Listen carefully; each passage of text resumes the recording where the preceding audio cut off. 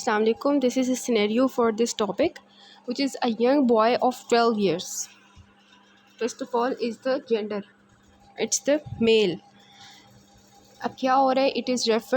He is referred by the dentist for persistent bleeding after tooth extraction. Normal लोगों के अंदर क्या होता है कि कोई भी बॉडी में प्रोसीजर हो, सर्जरी हो, कोई भी माइनर ट्रॉमा हो तो क्या होता है, ब्लीडिंग जो है वो स्टॉप कर जाती है थोड़ी देर के बाद. ठीक है, लेकिन यहाँ पर जो केस आ रहा है दैट इज़ के एक मेल है जिसने अपना दांत निकलवाया है और उसके बाद उसकी ब्लीडिंग स्टॉप ही नहीं हो रही, परसिस्टेंट ब्लीडिंग है. There is previous history of increase bleeding from the minor cuts in the past few years. Investigations जब हमने उसकी करवाई तो उसका ब्लीडिंग टाइम ज़्यादा हुआ था और उसका जो पीटीटी था दैट वाज इंक्रीज्ड. अब जो पीटीटी होता है ये इंक्रीज़ किस किस केस में हो सकता है? इंट्रिंसिक पाथवे के जितने भी फैक्टर्स हैं एक्सेप्ट योर जो हमारे होते हैं दूसरे के हमने जो फैक्टर्स याद किए थे एक्सट्रिंसिक के, वो कौन कौन से थे? 1, 2, 5, 7, 10. इनके साथ जो है 5 और 7 तो हमारे कॉमन होते हैं ना, ये वाले 5 और 10. ठीक है, ये तो हमारे कॉमन फैक्टर्स होते हैं और जो बाकी फैक्टर्स हैं वो हमारे जो हैं इंट्रिंसिक पाथवे में आते हैं. उसके अंदर पीटीटी जो होता है ना वो मेजर कर रहा होता है. Platelet count is normal means के जो इनिशियल जो हमारा क्लॉट फॉर्मेशन का मैकेनिज़्म था जिसमें हमें वॉन विलिब्रेंट फैक्टर चाहिए था और हमारे प्लेटलेट्स चाहिए थे वो सब ठीक है. ठीक है, लेकिन उसके बाद जो प्रॉब्लम आ रही है क्लॉट फॉर्मेशन में वो हमारी ख़राब हुई हुई है. तो इनिशियल जो हमारा है प्राइमरी हीमोस्टेटिक प्लग वो नॉर्मल है, लेकिन उसके बाद जो सेकेंडरी हीमोस्टेटिक प्लग बनता है थ्रू द कोआगुलेटिंग फैक्टर्स वो ख़राब हुआ हुआ है. ठीक है, तो अब हमारा जब भी पीटीटी प्रोलॉन्ग होगा तो हम जाएंगे बहुत से फैक्टर्स की डेफिशिएंसी की तरफ. फैक्टर 8 की डेफिशिएंसी फॉर एग्ज़ाम्पल, फैक्टर 9 की डेफिशिएंसी फॉर एग्ज़ाम्पल, फैक्टर 11 की डेफिशिएंसी फॉर एग्ज़ाम्पल. ठीक है, लेकिन इस केस में क्योंकि ये एक मेल है तो हम कंसिडर कर सकते हैं इसको हीमोफीलिया जो है वो ए होगा because that is common in males. Autosomal recessive होता है इस वजह से. So what is the most likely diagnosis? It will be hemophilia, most probably hemophilia A. How will you treat this boy? So first of all is के hemophilia A जो होता है it is X-linked recessive disease and you know that कोई भी disease जो X-linked recessive होती है it is actually common in males. ठीक है, बिकॉज मेल्स के अंदर XY होता है तो एक भी हमारी जो है वो X जो है ख़राब आ जाएगी तो वो हमारी जो है हीमोफीलिया करवा सकती है, जबकि फ़ीमेल्स के अंदर 2 X चाहिए होते हैं. ठीक है, सो ये हमारा केस होता है कि X-linked recessive है, मेल्स में कॉमन है. कौन सी डेफिशिएंसी होती है इसमें? फैक्टर 8 की डेफिशिएंसी होती है. क्लिनिकल फीचर्स क्या होंगे? जब हमने डिस्कस किया था कि जो हमारी प्लेटलेट्स की कमी की वजह से सुपरफिशियल ब्लीडिंग होती है, लेकिन जो फैक्टर्स की डेफिशिएंसी होती है उसमें डीप ब्लीडिंग होती है. किसके अंदर? जॉइंट्स के अंदर, मसल्स के अंदर. ठीक है, तो ऐसे लोग जो हैं उनके अंदर क्या होगा? हीमार्थ्रोसिस होगा, ब्लीडिंग इनटू जॉइंट्स होगा और सबसे मोस्ट कॉमन जॉइंट जो इफ़ेक्ट होता है इन लोगों में दैट इज़ नी जॉइंट. इसके अलावा इंट्रामस्कुलर हीमाटोमाज होंगे मसल्स के अंदर, ब्लड क्लॉट होगा. इसके अलावा अगर डीप ब्लीडिंग की बात की जाए तो ब्रेन के अंदर ब्लीडिंग होगी. ठीक है, ब्रेन के अंदर इंट्राक्रेनियल हैमरेजेस होंगे. इसके अलावा क्या होगा? पेरिटोनियम के अंदर ब्लीडिंग हो जाएगी, रेट्रोपेरिटोनियल हैमरेज, हीमाटोमास बने होंगे इन लोगों के अंदर. हीमेचूरिया भी हो सकता है, हीमोस्पर्मिया भी हो सकता है. ठीक है, so these are the deep bleeding जो इसमें हो रहे होते हैं. अब ब्लीडिंग जो है वो देखें डिले हो जाती है, मतलब कि थोड़ी सी डिले होती है क्योंकि प्राइमरी प्लेटलेट प्लग जो होता है वो प्लेटलेट्स की वजह से बन चुका होता है, तो कभी कभार ब्लीडिंग जो है वो लेटर एजेस में जाके मैनिफेस्ट करती है. लेकिन जो अभी न्यूनेट होता है ना उसके अंदर प्लेसेंटा के थ्रू ये फैक्टर क्रॉस नहीं कर सकता मदर का फैक्टर. तो अगर हीमोफीलिया का बच्चा होगा पैदा तो उसके अंदर क्योंकि प्लेसेंटा से मदर को तो मिल नहीं रहा तो उसके अंदर भी ब्लीडिंग हो सकती है. और ज़्यादातर बच्चे जो है वो मैनिफेस्ट कैसे करते हैं, कैसे पता चलता है इनको हीमोफीलिया हो सकता है कि एक मेल चाइल्ड होगा. ठीक है, और वो जब पैदा हुआ होगा तो उसका वो जो हम करवाते हैं ना सर्कमसिजन करवाते हैं, खतना करवाते हैं, तो वो जब करवाते हैं सर्कमसिजन तो इन बच्चों की ब्लीडिंग स्टॉप नहीं होती। इसकी वजह से हम सोच सकते हैं कि इनके अंदर जो है ये प्रॉब्लम है। इसके अलावा इन लोगों को इंजेक्शंस इन बच्चों को लग रहे हों मेल्स को, तो उसकी वजह से इंजेक्शंस की वजह से जो ब्लीडिंग होती है वो भी स्टॉप नहीं हो रही होती। तो suspect haemophilia if there is a positive family history and बच्चा जो है वो मेल है और सर्कमसिजन के बाद जो है क्या हो रहा है कि ब्लीडिंग स्टॉप नहीं कर रही, so you should suspect what, haemophilia. उसके बाद हम बात करते हैं इसके डायग्नोसिस की। तो डायग्नोसिस के अंदर क्या है कि वही सेम चीज़ें जो हम करते आ रहे हैं कि सबसे पहले तो पॉजिटिव फैमिली हिस्ट्री होगी। जब हम हिस्ट्री ले रहे होंगे एग्ज़ामिनेशन पे हमें जो है बच्चा थोड़ा सा एनीमिक लग सकता है बिकॉज ऑफ द ब्लीडिंग, लेकिन बाकी ये चीज़ें होती हैं। ब्लीडिंग टाइम इन लोगों का ज़्यादा हो सकता है, ठीक है, लेकिन क्लॉटिंग टाइम इनका होगा ज़्यादा। इनका प्रोथ्रोम्बिन टाइम जो है वो क्या होगा, नॉर्मल होगा, और पीटीटी क्या होगा, ज़्यादा होगा, ठीक है। पीटी क्यों नॉर्मल होगा, क्यों, प्रोथ्रोम्बिन टाइम क्यों नॉर्मल होगा, क्योंकि एक्सट्रिंसिक पैथवे ठीक है, इंट्रिंसिक पैथवे खराब हुआ है। इंट्रिंसिक पैथवे जो है पीटीटी प्रोलॉन्गेशन करवाता है अगर उसमें खराबी हो। फैक्टर 8 क्या होगा, कम हुआ होगा, और वॉन विलिब्रेंट फैक्टर क्या होगा इसमें, बिल्कुल ठीक होगा। तो उससे हमें पता चल जाएगा जो फैक्टर 8 की डेफिशिएंसी है, हमने वॉन विलिब्रेंट फैक्टर इसमें क्यों करवाया, ये चेक करने के लिए कहीं वॉन विलिब्रेंट फैक्टर की कमी की वजह से, खराबी की वजह से तो फैक्टर 8 कम नहीं है, तो इस वजह से हम वॉन विलिब्रेंट फैक्टर को चेक करते हैं। अगर हमें नॉर्मल मिलता है फिर हम हीमोफीलिया की तरफ जाते हैं। देन इज़ ए ट्रीटमेंट पे सबसे पहले जो पेशेंट को हमने, जो भी कोगुलेटिंग डिसऑर्डर्स के लोग होते हैं, पेशेंट्स होते हैं, उनको काउंसलिंग की बहुत ज़रूरत होती है। उनको हमने कहना है कि एहतियात करें, ठीक है, जैसे कि हमने पीछे भी बात की थी, अवॉइड ट्रॉमा एंड मेडिकेशंस जो कि एंटीप्लेटलेट एजेंट्स होते हैं, ब्लीडिंग करवा सकते हैं, लाइक एस्पाइरिन। इन लोगों को इम्यूनाइजेशन की ज़रूरत पड़ सकती है। क्यों इम्यूनाइजेशन क्यों इनको ज़रूरी है अगेंस्ट फॉर एग्ज़ाम्पल हेपेटाइटिस की बात करें अगर हम, तो क्यों, क्योंकि इनके अंदर ट्रांसफ्यूजन्स की ज़रूरत पड़ सकती है, इनके अंदर ब्लीडिंग हो रही है, इनको फैक्टर्स 8 लग रहा है किसी दूसरे पर्सन का, या हम कह सकते हैं ब्लड ट्रांसफ्यूजन्स अगर इन लोगों की हमने करवानी होती है तो that can transmit the hepatitis of other person. इस वजह से इम्यूनाइजेशंस करवा लेनी चाहिए प्रिवेंशन के तौर पे ऑफ द इम्पॉर्टेंट डिजीज़ जो कि ब्लड ट्रांसफ्यूजन से ट्रांसमिट हो सकती हैं। So immunization is needed, then the general supportive care is provided to these patients. फिर हम बात करते हैं कि अगर माइल्ड हीमोफीलिया होगा तो उसमें we will actually give the desmopressin, जो कि हमने वॉन विलिब्रेंट डिजीज़ में भी दी थी, that actually increases the release of von Willebrand factor from the endothelial cells. तो वो भी फैक्टर 8 को ज़्यादा अच्छा बाइंड कर पाएगा और उसकी एक्टिविटी को भी ज़्यादा करेगा। लेकिन वो माइल्ड केसेस में ठीक होता है, लेकिन अगर बहुत सीवियर के डेफिशिएंसी है इसकी फैक्टर 8 की, तो फिर डेस्मोप्रेसिन ऑब्वियसली इतना अच्छा नहीं होगा, उसमें हमें फैक्टर 8 ही देना पड़ेगा बाहर से। ओरल ब्लीडिंग अगर हो रही होती है तो वी गिव दीज एजेंट्स जो हमने वॉन विलिब्रेंट फैक्टर और ग्लैंसमैन में दिया था, और इसके अलावा जो है बर्नार्ड सोलियर में दिया था। These are aminocaproic acid and tranexamic acid. ये हम क्यों दे रहे होते हैं, these are the fibrinolytic agents कि वो जो फाइब्रिनोलाइसिस हो रही होती है उसको ये प्रिवेंट कर रहे होते हैं। क्लॉट जो टूट रहा होता है, जो वो फैक्टर जो क्लॉट को तोड़ रहे होते हैं उनको ये इनहिबिट करता है ताकि क्लॉट टूटे ना, बना रहे। अगर बन ही गया है, जो कि नॉर्मली इन लोगों में नहीं बन रहा होता, अगर वो बन ही गया है तो उसको टूटने से रोकें। These are the agents. फिर हम बात करते हैं फैक्टर 8 रिप्लेसमेंट। फैक्टर 8 रिप्लेसमेंट किन लोगों में करवाएंगे, जो माइल्ड केसेस नहीं है। इसकी जो हम क्लासिफिकेशन करते हैं कि आपके बुक में टेबल भी बना हुआ है स्टेप अप में, कि जो हमारी बिल्कुल सब क्लिनिकल हीमोफीलिया होता है उसमें पेशेंट्स एसिम्टोमेटिक होते हैं। जिनमें माइल्ड फैक्टर 8 की डेफिशिएंसी होती है उनमें जो है अगर कोई उनको इंजरी हो जाए, कोई सर्जरी हो जाए, फिर ब्लीडिंग मैनिफेस्ट करती है, अदरवाइज़ ये लोग नॉर्मल होते हैं। मॉडरेट जो है उसमें भी ट्रॉमा या सर्जरी के बाद कभी कभार ब्लीडिंग हो जाती है, स्वीयर ब्लीडिंग होती है, लेकिन रेयर स्पॉन्टेनियस ब्लीडिंग होती है।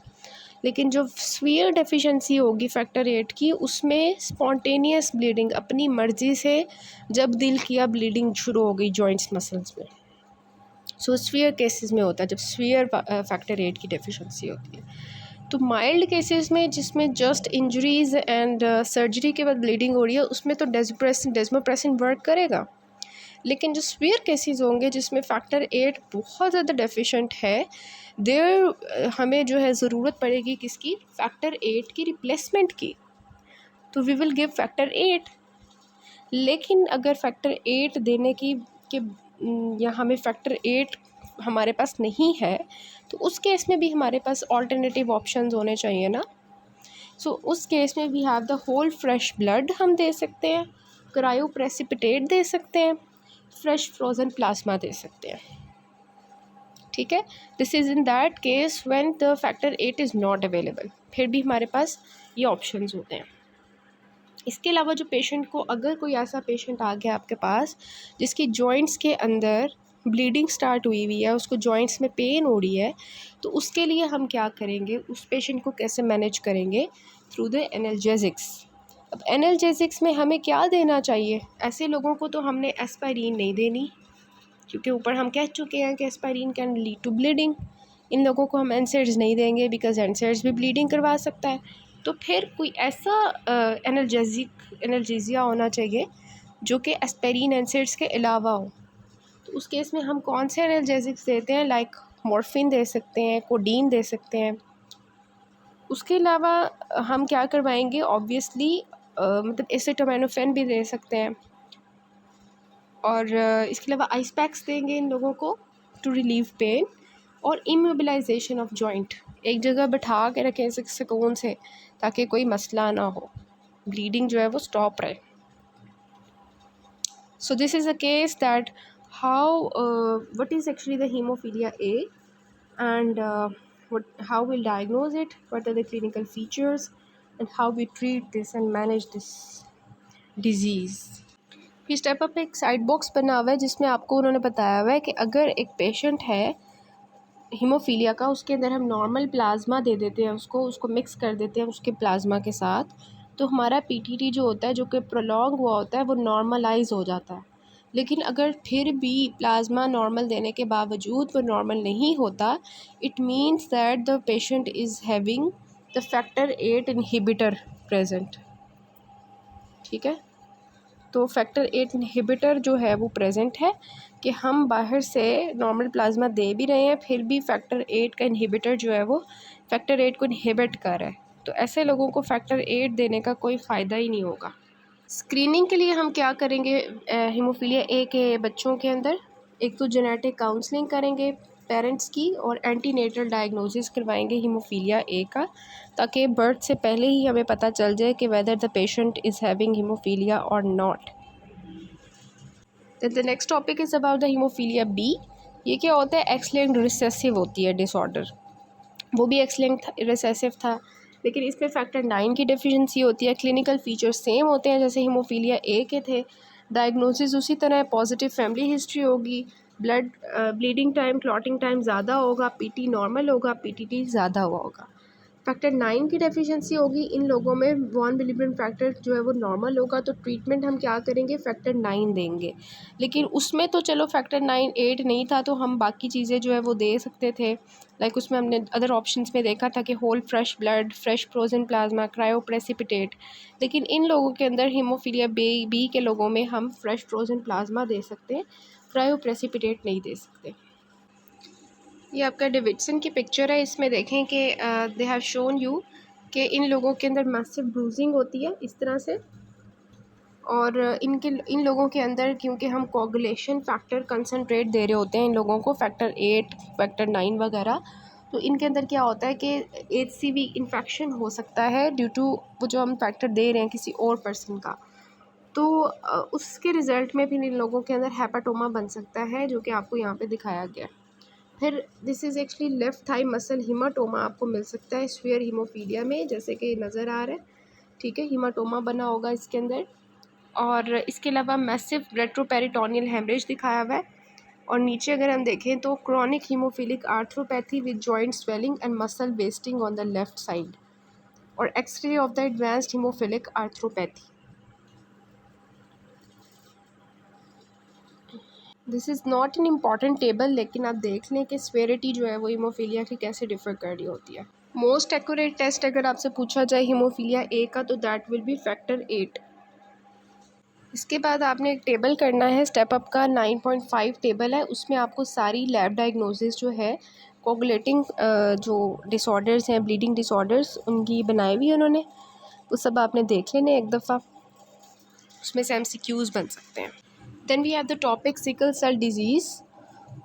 सबसे पहले it is autosomal recessive disease. Next ये होता है कि नॉर्मल जो हमारी हीमोग्लोबिन होती है डैट इज़ हीमोग्लोबिन ए, लेकिन यहाँ पर क्या होती है, बिकॉज ऑफ सम म्यूटेशन जिसको हम कहते हैं कि पॉइंट म्यूटेशन होती है, उसमें क्या होता है वेलिन की जगह ग्लूटामिक एसिड आ जाता है at the beta chain of the 6th position of haemoglobin. Haemoglobin जो है उसका जो बीटा चेन है उसमें 6th पोजीशन पे वैलीन की जगह ग्लूटामिक एसिड आ जाता है, जिसकी वजह से HbA जो होता है it is actually converted into HbS। Next ये होता है कि वैसे जो सिकल सेल डिज़ीज़ के लोग होते हैं वो ऐसे नॉर्मल ज़िंदगी तो गुजार रहे होते हैं, मतलब किसी हद तक, लेकिन कुछ ऐसे फैक्टर्स होते हैं जिनकी वजह से उनके अंदर एकदम से जो है प्रॉब्लम आती है, वो हम देखेंगे क्लिनिकल फीचर्स में। वो कौन से फैक्टर्स हैं, लाइक एसिडोसिस अगर उनकी बॉडी में हो जाए, उनकी बॉडी में ऑक्सीजन की कमी हो जाए, उनको डिहाइड्रेशन हो जाए, इसलिए लोगों को कहते हैं कि आपने पानी सही पीना होता है, पानी जो है वो उसकी कमी नहीं होने देनी होती, बॉडी में डिहाइड्रेशन नहीं होने देनी होती। टेम्परेचर चेंजेस, कि अगर बहुत ठंड में बंदा एकदम से चला जाए फिर ये प्रेसिपिटेट करती है सिकल सेल डिज़ीज़ की। और इन्फेक्शंस कोई भी बॉडी में हो जाए, फ़ीवर हो जाए, तो इन लोगों को एकदम से इसका अटैक आ सकता है, जैसे कहते हैं ना एक हार्ट अटैक आता है, इसी तरह ये जो चीज़ें हैं ना ये सिकल सेल अटैक करवा सकती हैं।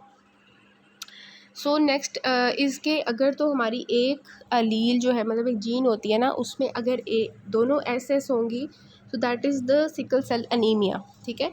लेकिन अगर एक एस है और एक ए है, मतलब एक नॉर्मल है और दूसरी अब नॉर्मल है, दिस इज़ एक्चुअली के वन एक ख़राब है, एक जीन जो है ना 1 HbS जीन वो ख़राब होगी तो that is sickle cell trait.